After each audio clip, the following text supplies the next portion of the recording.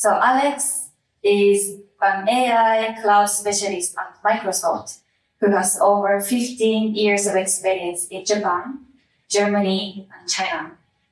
She has worked in different areas from journalist to engineer, entrepreneur, and cloud and AI architect. Today, she will share how she's changed herself across industries and continents, and how you can think more freely about your career.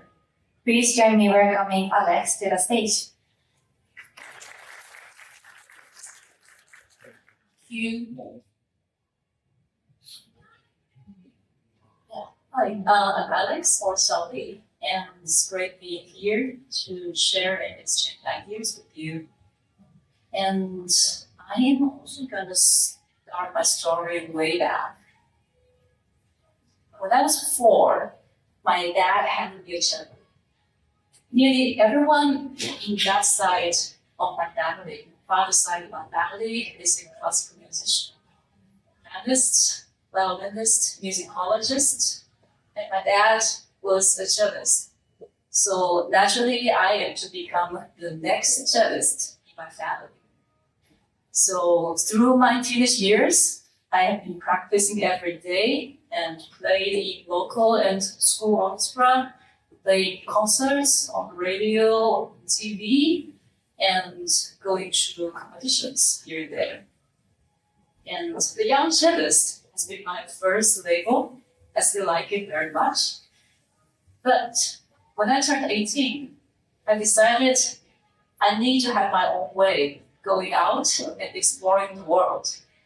So I took off that label and decided to go to journalism school.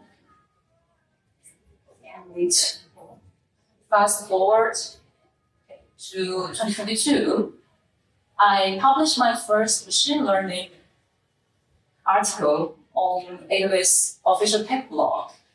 It was a solution of financial fraud detection using graph neural network. At that time, I was an AWS solutions architect, focus area, machine learning, and MLOps.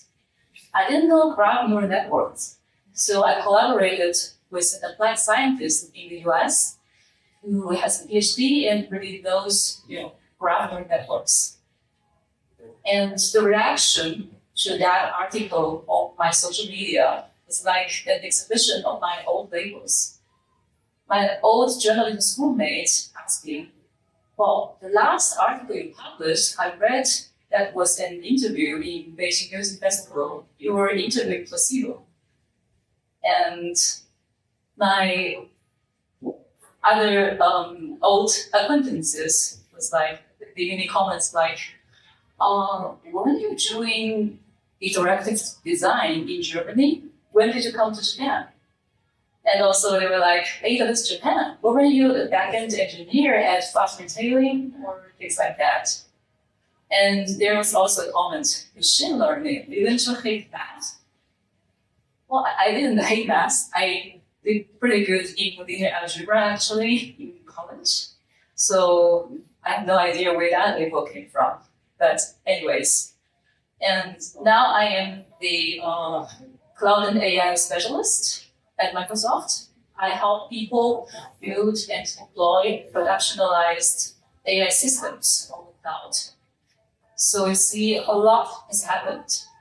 And that is a long journey, but I don't want to bore you with the details today because we have such a diverse community here today, and my details don't apply to most of you. Rather, I want to share 3 principles that helped me build this path. They formed a mechanism for me to approach life and approach changes. And the 3 things, authenticity, bravery, and inner coherence, is something I want to share with you. And hopefully you can find at least one or more of them to be useful to your own journey. Yeah, so first, always be authentic to yourself. This is knowing that your labels don't define who you are, and your paths cannot be decided by external forces, by any other's opinions. We all wear labels, and it's convenient. It helps us effectively act in this world and interact with others. And in our adult life, most of the case, our job titles are the most prominent label we wear. And this can be some very shiny titles. You might earn them with your hard work. For example, employees of very famous companies. It's like a very good title, a very good label in Japan. And also like software engineers or designers in big tech companies or in hot startups. These are the labels that showing people that you are talented, you put in hard work, and probably also you're living a good life, and you're on a very clear path to a promising future. But after you have been wearing the same label for some time, haven't you start to feel that something's off? The problems that used to energize you at work might now seem boring. And you want to do something else, you gain new skills, but still you're buried in the old repetitive tasks. And you have your visions, and you have your promotion discussion maybe, but you have no idea when that bigger scope or the real promotion is going to happen. What's more, you might start to wonder, is the next level of the same job ladder really where I want to be? And am I still doing meaningful work? Am I really going to where I'm supposed to be? So these are your true self questioning. And you need to silence all the external noises, listen to it, and have an authentic conversation with yourself. Probably you should ask yourself, is this feeling of mismatching just temporary? Or is your real goals and priorities fundamentally changed? And are you able to adjust your current environment to get the support to expand your scope and to really grow here? Or are you ready to move? So these are all real questions I have had. And then whether the answer is yes or no, you need the courage to stand by your answer. So you need to be brave. And I'm not going to tell you to just follow your passion and quit your job today. Anyone who told you that probably wants to sell something to you. So when you really want to change, you need to think systematically and find all the information and resources you can get. For example, if you want to move to a new field, at least you need to do the research to find out what's really demanded in that field and what are the problems people try to solve in that field, what are the tools and skills of the trade, and also who are the big players and why. And also you should get a real understanding of how people really work in that field instead of just some vague idealized image. And be brave also means be prepared for a steep learning curve. Well, nowadays it's so easy to get information online, and there are so many tutorials, online courses, and if you have the time and money, you can even do a master. And if you want to find out about the new industry, you can just ask deep research, because now we have AI. Deep research can give you a very good quality industry report in just 15 to 20 minutes, and all within probably the cheapest paid subscription. And also, it's always a good idea to go out into the connection events like this and talk to people who are already in this field. But still, especially if you are someone with a long career already, it can be challenging and intimidating to start into a new field that beginning feeling you're no longer accustomed to, and you might be mentally challenged by that. And in my case, I also find AI is extremely helpful if you want to learn deep tech. And you can ask it to find your papers, articles, and if you really want to get deep, it can design your own learning path and be your tutor. For example, I learned how to build a trained LLMs by asking LLMs. Well, but I still need to be aware of many cases of hallucinations. But all in all, it's doable, and you just need to be brave and walk carefully. Don't be reckless. And last, find your inner coherence. So every transition, it might feel like a departure. It might feel like you're starting over from scratch, and you are just from zero again. But looking back, you will see it all comes full circle. So no matter how wide-ranging your past has been, there could be different roles, domains, industries, cities, countries. But beneath the surface, something consistent is always there and it keeps developing. In my case, music taught me structure and discipline. And journalism taught me to think critically, to get information, to ask the right questions, and communicate with clarity. Design and software engineering enabled me to build complex systems and to solve real problems.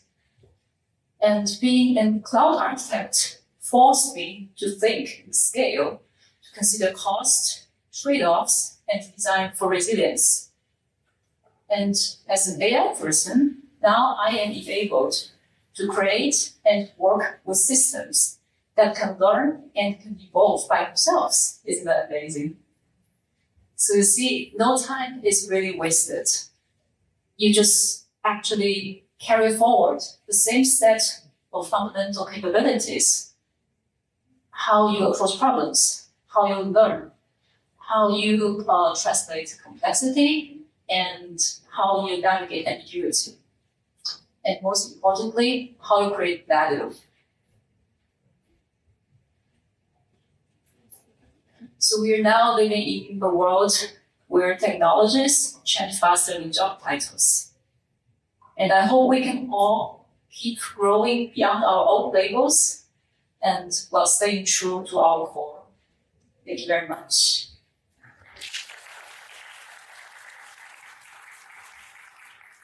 Thank you, Alex. Now we open the floor for Q&A. Thank you for sharing, Alex. What I'm curious about is what is your biggest motivation? From your success of being a performance cellist all the way through your impressive career, is it staying true to yourself or is it something different? Has it changed? Well, it's, of course, curiosity and staying true to myself, to my feelings, to what I feel like, what I want to do. And at every stage, you will have different opinions of the world. You might want different things.